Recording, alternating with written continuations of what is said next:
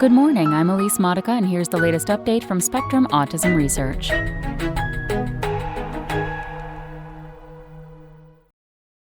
Mutations in frogs point to autism genes' shared role in neurogenesis, by Laura Dattaro.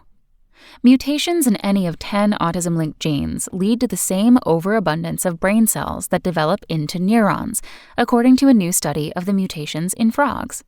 The sex hormone estrogen lowers this excess, the researchers also found. Autism is linked to hundreds of genes, but how mutations in this varied pool lead to the same traits remains unknown. The new work sought to pinpoint where the gene's effects converge. Finding shared risk and resilience factors sustains our hope that the field can use the study of individual genes to find treatment targets that work more broadly, says lead investigator Matthew State, professor of psychiatry and behavioral sciences at the University of California, San Francisco. State and his colleagues used CRISPR to edit genes in a species of frog called Xenopus tropicalis. Although researchers typically model autism in mice, rats, and even monkeys, Xenopus offers advantages from day one.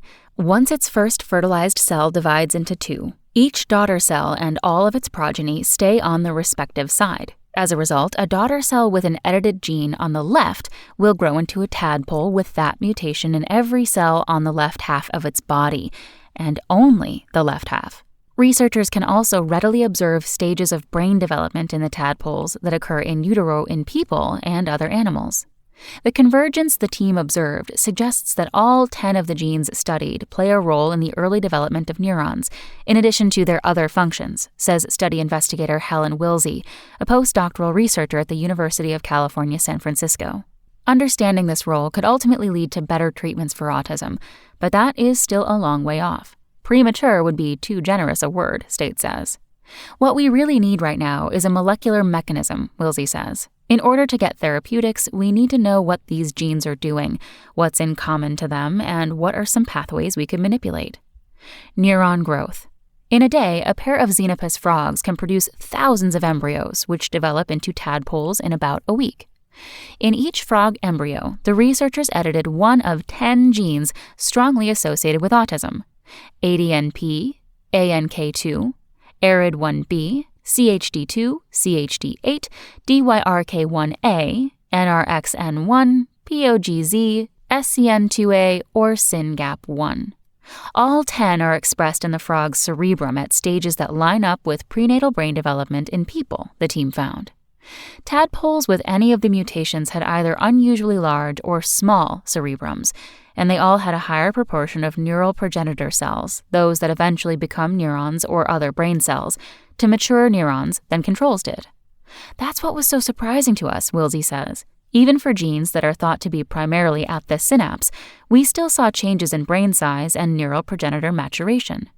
In prenatal human brains, the 10 genes plus 92 others linked to autism all encode proteins that interact with proteins in a layer of the cortex where neural differentiation happens, an analysis of a protein interaction database showed. The researchers then turned down DYRK1A expression in the tadpoles' brains using a chemical inhibitor and tested the effects of 133 cancer drugs designed to suppress cell growth. 17 drugs altered the progenitor-cell ratio, including 3 that affect the body's use of estrogen. Adding estrogen to the tadpole's water restored the cell imbalance. Mutations that altered the function of estrogen receptors led to the same reductions in cerebrum size as the autism genes. The work was published in Neuron in January. The findings suggest that estrogen plays an important role in the creation of neurons, Wilsey says, and that a better understanding of this role could point to treatment targets. Estrogen itself cannot be given as a treatment because of its effects on development, she says. Estrogen may partially explain the higher rates of autism observed in boys and men, Wilsey says, although at least some of the difference in prevalence may be due to underdiagnosis of the condition in girls and women. Estrogen reduces hyperactivity in zebrafish with mutations in the autism-linked gene CNTNAP2, State's lab previously showed. Innovative method. The team's method could be useful for both screening drugs and studying genes whose functions are less well known, says Sarah Elcia, professor of molecular and human genetics at Baylor College of Medicine in Houston, Texas, who was not involved in the work. The process they laid out is quite nice, she says. It's a template to do additional work. It could also help researchers identify drugs to alleviate specific difficulties seen in autistic people with different underlying genetics, such as circadian rhythm disruptions that lead to sleep problems, Elsia says.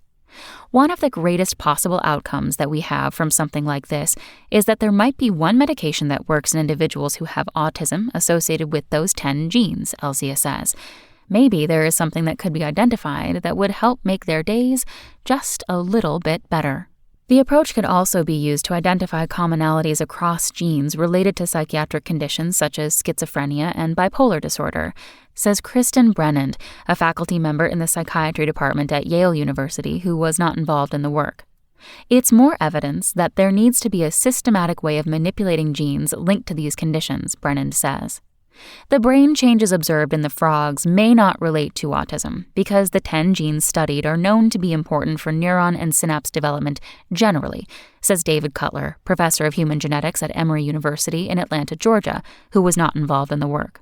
You don't really know what to make of it, Cutler says. The autism phenotype in humans is much more subtle than size of brain, and it's much more subtle than number of neurons.